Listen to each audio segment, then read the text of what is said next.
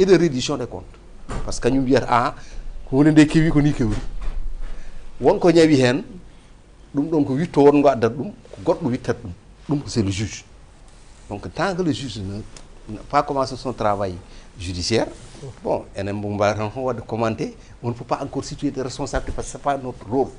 Ce n'est pas aussi le rôle du politique, même du gouvernement. Il dit, kari wadi, mi tawi oɗo situation. Ɗum ɗo woni goƴaji ɗi, mami wittoɓe walla ñawoɓe yo ƴeew hunde no yaari. Mais tu ne peux pas darade e télé, on est premier ministre walla wonde goɗɗo, puɗɗoɗa ñawde yimɓe tawa en wona ɗum woni rôle ma. Et c'est ça la communication politique. Et puis ɗum ɗon bonna e perception citoyen ji ɗi ɗo foti fayede. So tawi rapport waɗama pour yimɓe gando ɗo tolni, ganda ɗo pawi koye ɗumen pour jaara yeeso, so tawi woni ɗum henna pour réglude probléme aji politique avec le passé walla aɗa faayi situation mo tawruɗa ɗo henna alay sago namdi koko muusi wala mbiya population ngaji ɗiɗo duuɓi ɗiɗi garoji ɗo faya ɗum no muusi ala il faut mbiya kaari bonni kaari woni responsable tawa an responsabilité ma ko fewnude ko bonno ko par ce que a tawi no bonni responsabilité ma ko ñoroɗa ko ɗon tolna ko kono wona woytade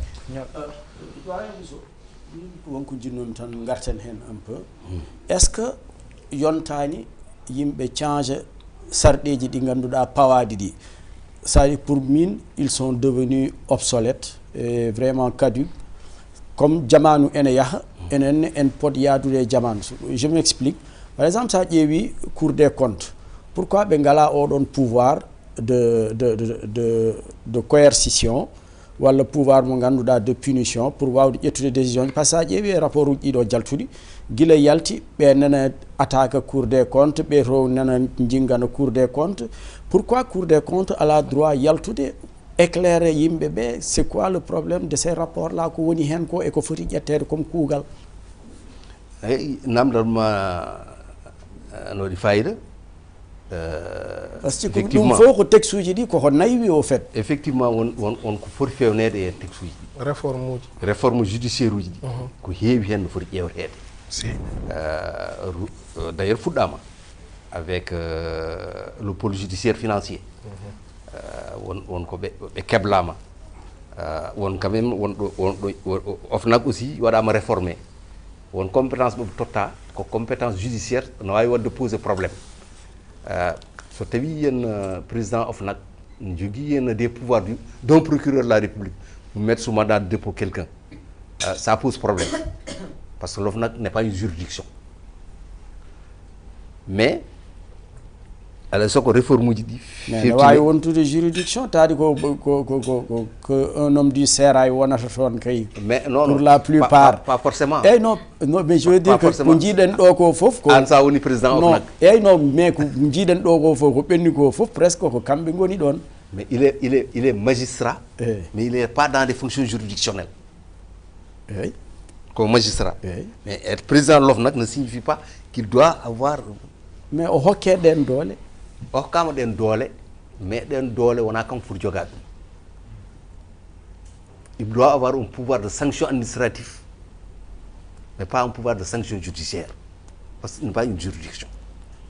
Donc on a dit au niveau entendement amen. Mais hedro ko réforme uji ɗi no birum ni foti waɗede muscler doole hokke les juridictions financières parce qu'on a maintenant le pôle financier no mankuno leydi ndi minen ni min namdino ko parquet national financier pour les investigations pouvoir oya jaaɗo et aller plus loin de nos attentes en créant carrément un pôle financier avec une chambre d'accusation financière, juridiction à 2 degrés, des assistants et un parquet financier et des juges d'instruction. Et même une chambre d'appel. C'est excellent. Maintenant, il faut donner les moyens pour voir au poste, les liguer pour voir en repassant en revue tous les rapports qui ont des implications économiques et financières. Combien de Cour des comptes, un rôle Moudjogi, il y a chambre de discipline budgétaire. Ils jugent les comptables publics. Ils ont enfreint la législation sur les finances publiques. Mais le rapport n'entre pas dans ce cadre. C'est un rapport d'audit et de certification. JIDA, un rapport régulier de la Cour des comptes qui pointe une gestion budgétaire. Là, une compétence sur TAWI, c'est des fautes de gestion. Ils ont une chambre de discipline budgétaire. Voilà, juger netto. Sur TAWI, il y a une disposition pénale, une sanction pénale qui doit être recherchée. Ils saisissent le procureur de la République qui ouvre une information judiciaire. Donc, les gens ne sont pas diminués. Et la réforme principale, la libération de la chancellerie, de l'emprise du ministère de la Justice et du président de la République. La réforme judiciaire majeure. Que le président sorte du Conseil supérieur de la magistrature. Il y a le tour. Alors, il faut quoi d'autre? Ministre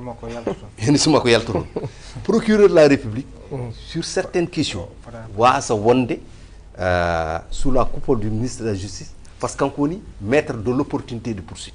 Joni Bousso hadema woddud ɗon so président yalti conseil suprême de la magistrature natti waddi siège joni so président nomi président la no wiyete ministre de la justice ene waɗa commandé no wiyete procureur par exemple joni ɗum holno wonit hay so président yalti ha hande nene jogui doole de ɗum wiya en procureur ɗum tagi en deuxième réforme o woni ko procureur cordon mbaɗɗumo lié à la chancellerie. D'accord. Woni ministre donc comme nous parce que aussi quand moi je gère les carrières vos carrières là comme le directeur des programmes mais j'ai une prégnance sur vous. Ah mais logiquement voilà.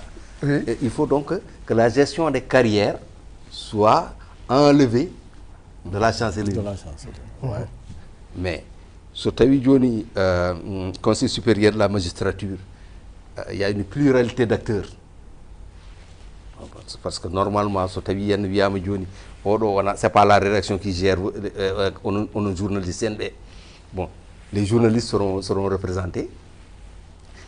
Nous, les auditeurs, on sera représentés. Les chroniqueurs seront représentés. Tu auras un collège. Et le Conseil supérieur de la magistrature, on a un collège quand il va gérer les carrières de magistrats.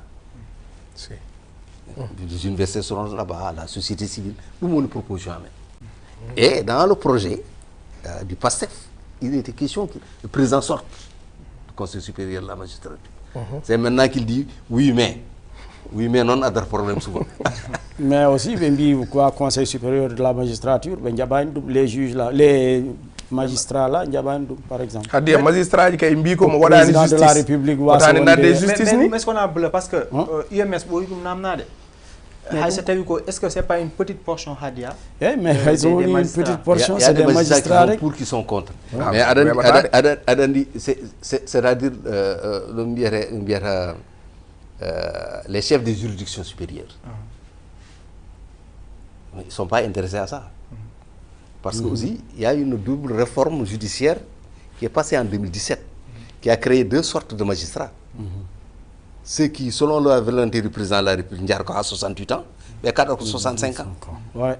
Dans des fonctions judiciaires, tu as ta carrière qui a augmenté de 3 ans. 3 ans, ouais.